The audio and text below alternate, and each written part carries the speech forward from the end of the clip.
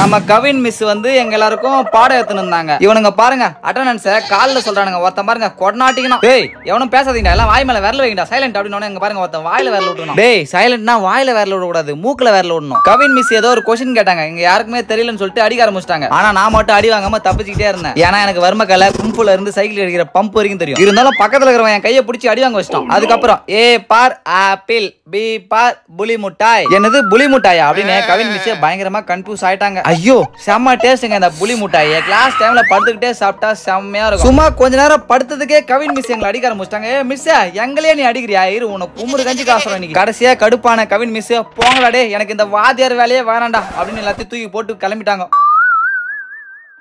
1 2 3 B for புலி முட்டாய்.